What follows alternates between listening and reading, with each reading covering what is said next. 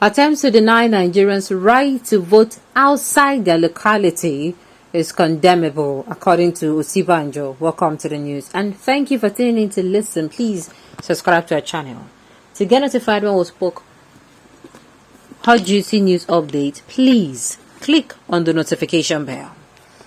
Vice President Yemi Osinbajo has frowned at what he termed the spate of ethnic and religious prejudice in Nigeria, saying that it has deeply penetrated the nation's fabric, especially in elections.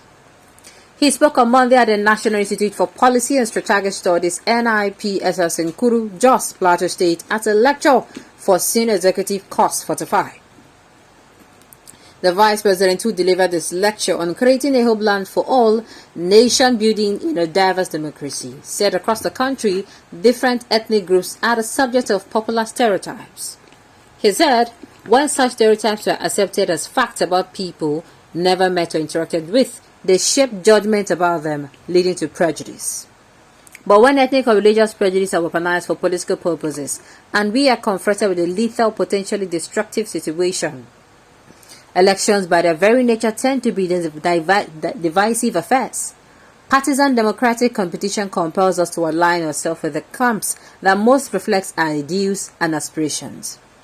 In an election cycle in which the major contenders came from different ethno-regional zone, there was always a sense that the competition was going to be particularly intense.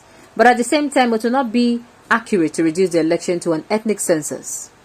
As we saw, the contenders performed strongly in parts of the country other than NATO regions. Unfortunately, one of the unsavory tendencies that was witnessed in the election cycle was a weaponization of ethnic, religious, and sectional prejudice in ways that are damaging to social cohesion. Religion was quite clearly made an issue, and in some parts of the country, political biases are introduced even between denominations of the same religion.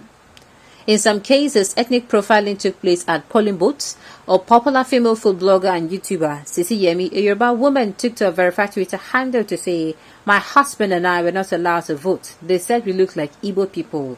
I cannot believe this." This is a matter of great concern because long after an election is over and long after the leading contenders have said the swords, the rhetoric, the words, and the means used to compete can have adverse long-term effect on the society, he said. He said, where the forces of primordial division and polarization are harnessed for the sake of electoral gain, the venom of such devices remains and continues to poison communal relations, setting neighbor against neighbors, adding that it was such that led to bloody pogroms and a civil war that cost in excess of 2 million lives in Nigeria. This election witnessed the exploitation by political actors of the fears and anxieties of people about so-called outsiders. Any attempt to deny people the right to vote in any locality on the basis that they do not belong in that place is condemnable in the strongest possible terms. Social integration is one of the highest ideals of our Constitution, which guarantees every citizen the right to traverse the length and breadth of this country without hindrance and to settle in any place of his choice. It affirms the right of all Nigerians to not be discriminated against on the basis of their identity, he added. Though I am going to say, Baba Osinbajo, you took time, but at least he came out to say this one no good. Sincerely, he is coming out to say this one. The thing is, I keep asking myself, why? Why did what happened happen? Why did we have people, or do we even have people who keep saying they never even do anything? Then go no. It's not supposed to happen. Until people travel out of their state, until people travel to their state of origin to vote, especially governorship election, there will continue to be a problem.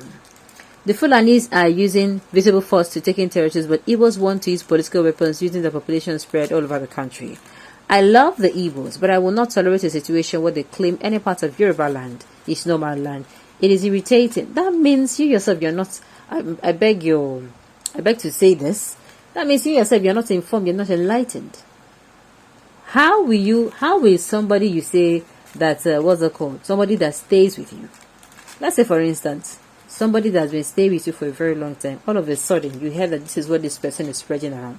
Won't you go and confirm from the person first? Them say, now waiting these people talk. you confirm from them, the ones wey be say you know, then tell you say, oh, na true say dem talk this thing, na all this thing we go consider. And just like this person, just like Osinbajo is saying, I kid you not, na so war and crisis, na so it dey start. Na so it dey start, no jokes. You're just being wicked to the Igbos. You haven't done anything wrong to their host communities. Or you can tell me any parts of Yoruba land they're wrestling with the indigenous people. Okay, I do not know why Nigeria political elites refuse to do the needful by separating Nigeria into different countries. Because we are not one and nothing can make us to be one. Just look at the way Fulani's herdsmen were killing the people of Benue State as if they're not Nigerians.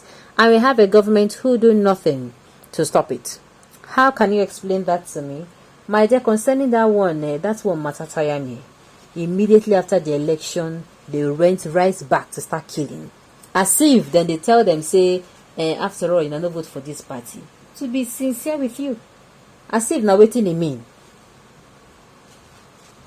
What did the government do when it was going on in Lagos? Let us forget about Nigeria. It is waiting to be buried after this corrupt judiciary and other government bodies deliver the already past corrupt judgments, which the All Progressive Congress are aware and boast with daily. Wow. So some people now don't already know within court won't talk. We need referendum to decide our fate. Court is to repeat itself over and over again when the likes of Tinubu, the Agbado Master, are still in politics. The best candidate the All Progressive Congress should have presented, but because they knew he doesn't have the wicked and corrupt tendencies, which is the trademark of the All Progressive Congress. If you have contested against Toby, Nigerians will have the opportunity of voting for two sane people, 100% correct. I will give you one bottle of champagne. I'm telling you, it should have been a fair fight, a fair election. We are allowing two people who are not, who we know that are sound. We are allowing them. We are allowing them. How do I put it? Two people who we know that we actually. How do I put it? Are sound. We're allowing them to come. Do you know what it will be? It will be the biggest election of our time. The mother of all elections. Okay, Oga shifts one side. Hypocrites, keep quiet and allow the mistake to be. Because you cannot talk to the corporate here, MC Olomo. So it is better you keep. Why are you telling the Osinbajo to keep quiet? What is this crime? Though he came late, but the thing is, he's coming out and is asking questions and is concerned. Alright, on this note, you have come to the end of the news. We say thank you for tuning in to listen. Until I come your way next time, enjoy the rest of your day.